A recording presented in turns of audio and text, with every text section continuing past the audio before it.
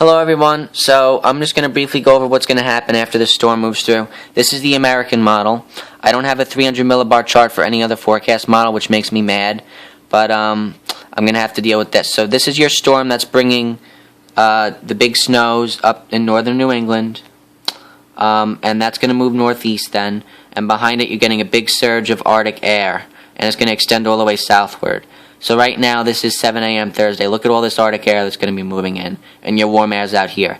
So your northerly flow is going to be bringing in that cold air right behind it. All right. So this is where we were. So we're going to cool down for Thursday. Temperatures are going to be really cold.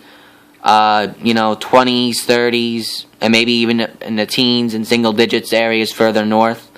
Then what's going to happen?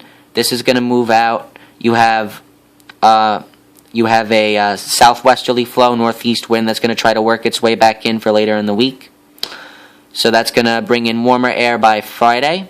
Again, this is a little bit warmer. So you have your southerly, southwesterly flow, so north or northeast wind, bringing in your warm air from the Gulf there. Okay, so that'll be for Friday into Saturday. There'll still be warm air around. Then a cold front is going to move through on Saturday. That would be associated with, hold on,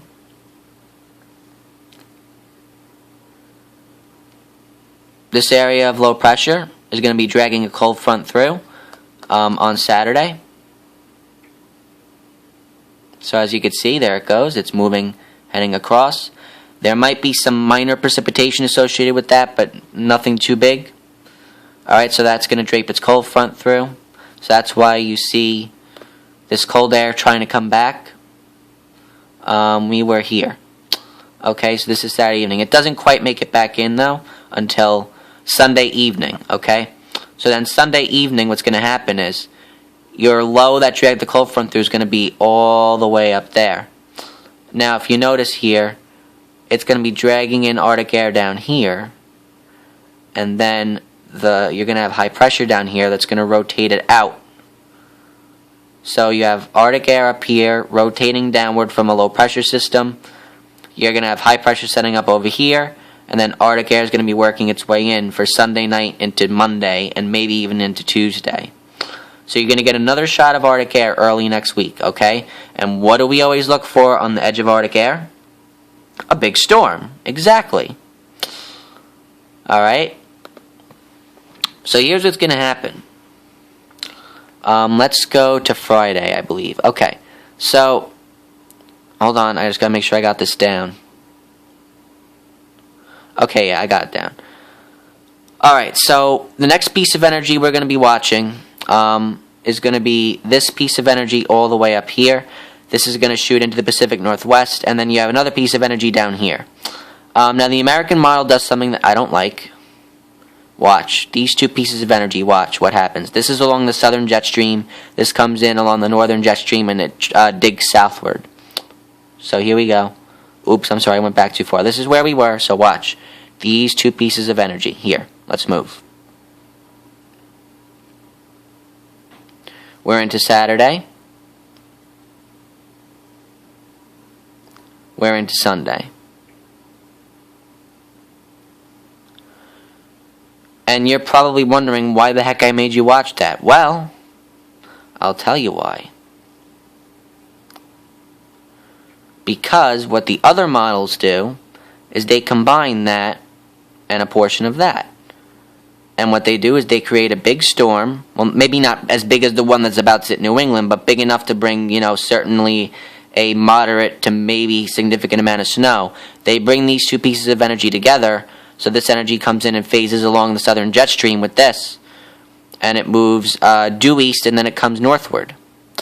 Alright? The American model says, nah. These two pieces of energy aren't going to combine. What's going to happen is, this is what's going to happen. These two pieces of energy are going to stay separate. And you're going to get pretty much a storm that forms down here. And it's going to move out to sea. That's it. So you have random pieces of energy over here. You're going to have, like this, I don't even get why there's areas of low pressure here, because these pieces of energy are not strong. But this is going to move out. What the GFS also does is it has, again, the shot of Arctic air is going to be stronger than the one that's coming in this week. The GFS has this dominating it, coming east. So, whoa, that's way too far back. Let's come all the way back here. See how that high pressure... Oh, I'm sorry. This is... I'm sorry, this video is so disorganized. I'm sorry, guys. I apologize. So, here we go. This high pressure is going to be dominating Sunday into Monday. So that's going to keep any disturbances that form down here south. And that's a reason why it was these two pieces of energy are not going to combine. Sorry, these two pieces of energy are not going to combine with that. Okay? So the American model says, we're not going to get a big storm. Now I'm going to introduce a new model that I haven't really talked about before, and it's easier to see on here. What could CMC be? Think about that. What country could that be for the model? What model could that be? If you guess Canadian model, then you are correct. Alright, so here we go. This is a little too... this is your storm moving off the coast on Thursday there. So let's move ahead here. We're into Friday. Okay, so here's what you're going to have. So, this is on Friday. You have a bunch of random specks of energy moving in along the southern jet stream. Okay? What's going to happen is you have another piece of energy coming in. I think it might actually be this one all the way. It might be this one all the way out here, or it might be this one. Hold on. Let me just shoot through here and see. This is Friday.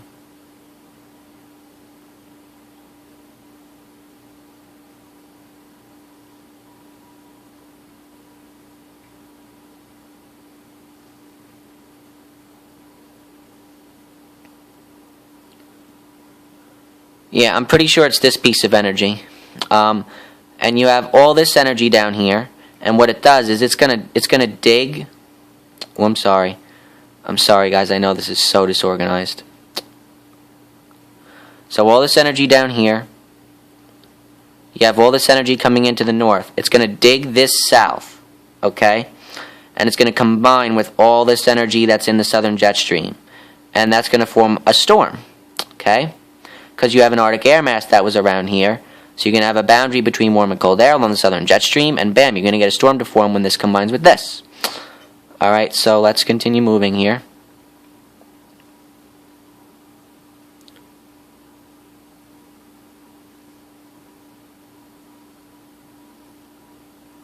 Alright, so now we're on Saturday.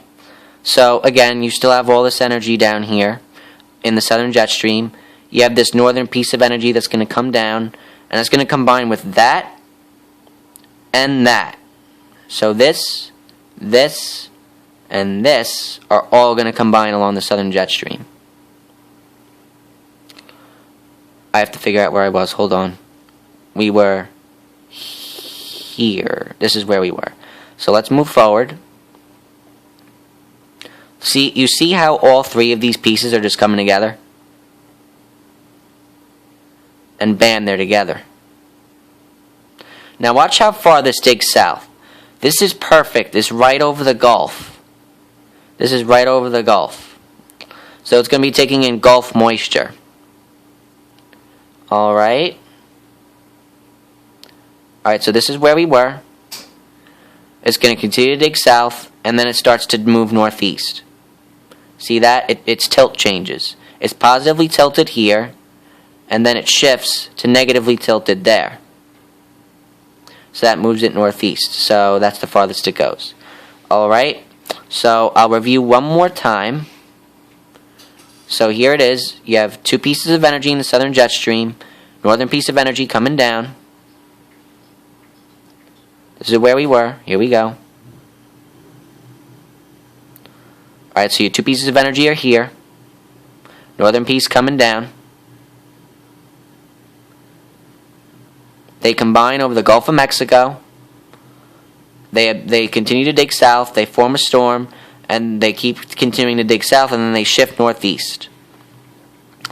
and it tracks pretty much right up the coast. Alright, so now if you look here, alright, so as these combine, you have your storm forming. This is clearer to see, I know. This is a better way of explaining it. Alright, so there it is. There's your storm forming. Now watch where it goes.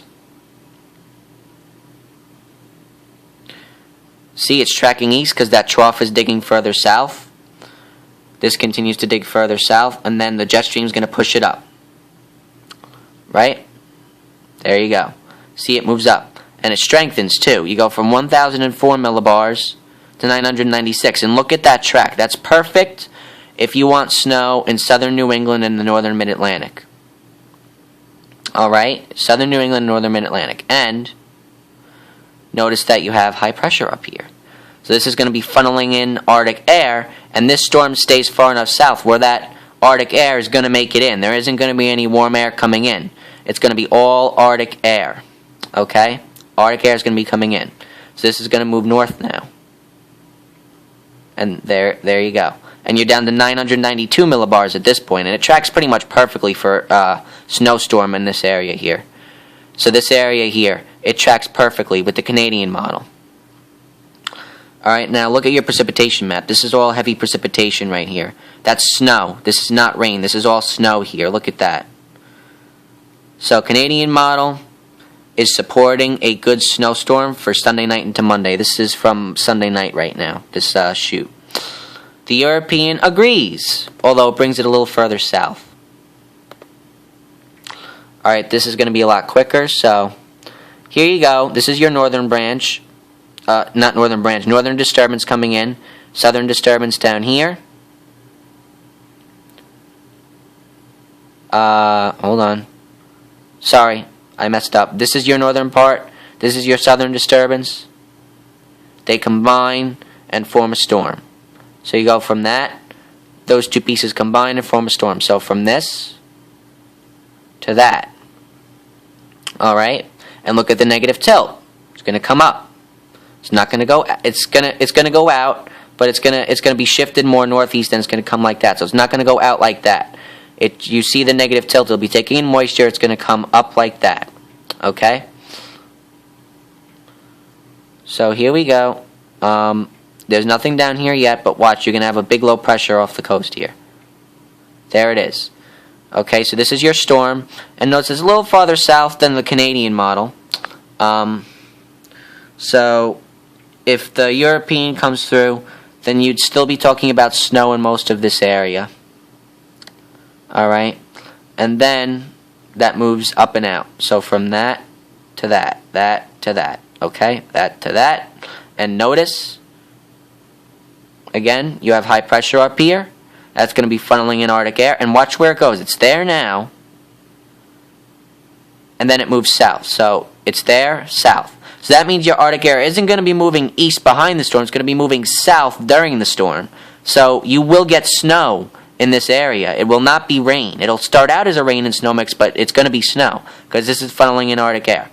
Okay, so with that in mind, this is more geared towards the Canadian model, but this is the map I came up with for a potential snowstorm Sunday night into Monday. Alright, so watch that there. This is your area. Alright, I got to stop this video now because it's too long.